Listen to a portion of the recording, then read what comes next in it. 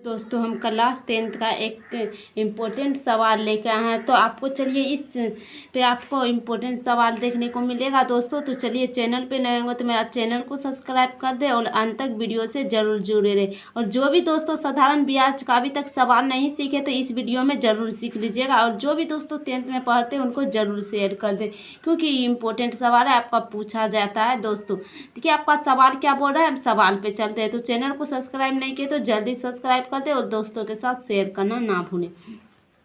देखिए आपका सवाल क्या बोल रहा है, 1000 रुपया की एक धनराशि 8% वार्षिक ब्याज पर निवेश की जाती है। प्रत्येक वर्ष के अंत में ब्याज परिकलित कीजिए।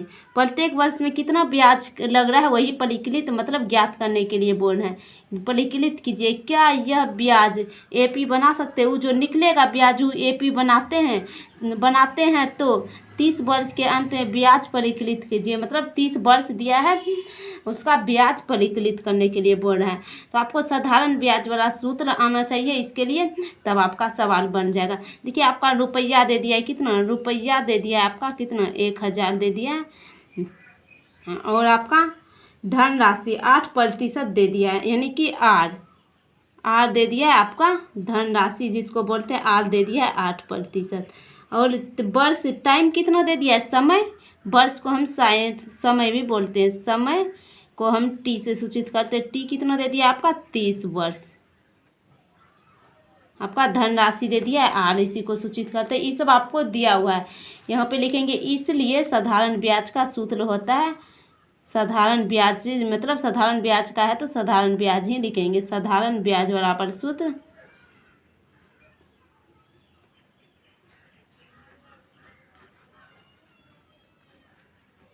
ब्याज बराबर सूत्र यहाँ पे लिख दीजिए, पी गुना आर गुना टी बटे 100 आपका होता है।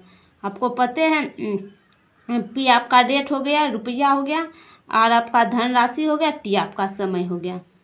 यहाँ तक आपको अच्छा से पता चल गया। चलिए आपको बताते हैं कैसे कितना वर्ष का निकालना है, वो आपको इसके लिए जानकारी होना चाहिए। यहाँ पे चलिए हम बताएंगे। देखिए यहाँ पे आपका पी दे दिया है, कितना पी रुपया दे दिया है, 1000 दे दिया है। 1000 यहाँ पे लिख दीजिए, 1000 गुना आर, डेट कितना दे दिया है 8। आपको निकालना कितना, 30 वर्ष के अंत में ब्याज परिकलित। 30 वर्ष का निकालने के लिए बोल रहा है। हम पहले आपको 1 वर्ष का निकाल के दिखाते हैं। 1 वर्ष मतलब टाइम 1 वर्ष का निकाल के दिखाते हैं, बटे 100 कर दीजिए। ई जीरो से ई जीरो आपका कट जाएगा, कितना हो जाएगा आपका 1 वर्ष का आपका 80 आ जाएगा।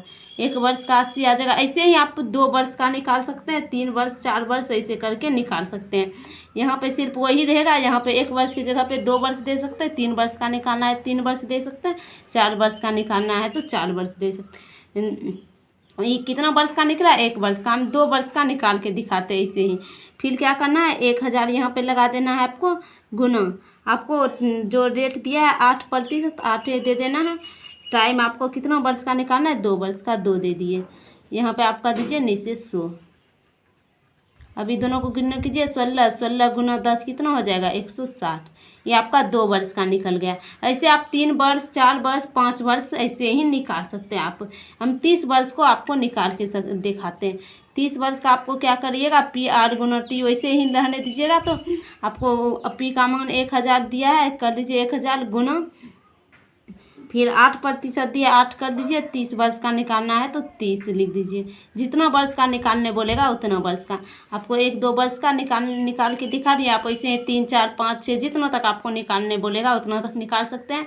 यहाँ से ई जीरो कट जाएगा आपका, ई जीरो कट जाए। 8 का 8 को 3 बार पढ़िए, 24 हो जाएगा। 24 में 2 जीरो लगा दीजिए, आपका 30 वर्ष का 2400 निकल गया।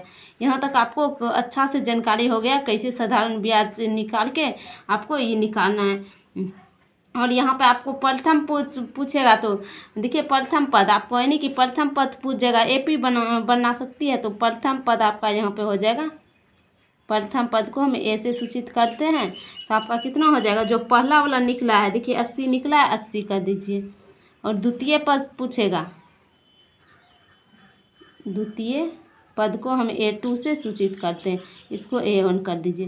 बराबर आपका कितना हो जाएगा 160। और हम जैसे कि 2 वर्ष तक का निकाले तो ऐसा हुआ, 3 वर्ष का निकालेंगे तो यहाँ पे लिखेंगे तब 3 वर्ष को A3, 4 वर्ष को ऐसे ही आपको D बोल दे निकालने के लिए। इससे D बोलेगा सर्व अंतर, यानी कि सर्व अंतर को हम D बोलते हैं, डी से सूचित करते। इसका सूत्र हो जाएगा A2 माइनस A1। A2 आपका कितना दे दिया है 160। 160 में से आप माइनस 80 कर दीजिए, आपका कितना निकल जाएगा 80। देखिए यहाँ पे आपका डी का मान भी निकल गया। ऐसे ही आपको कुछ भी इसमें निकालने के लिए बोल दे तो आप निकाल सकते हैं दोस्तों। तो कैसा लगा वीडियो कमेंट बॉक्स में ज़रूर बताएं और चैनल को सब्सक्राइब करें और दोस्तों के साथ शेयर करना ना भूलें। इंपॉर्टेंट सवाल है दोस्तों, और चैनल को सब्सक्राइब भी कर दे और लाइक कर दे वीडियो। और कैसा लगा कमेंट बॉक्स में बताना ना भूलें।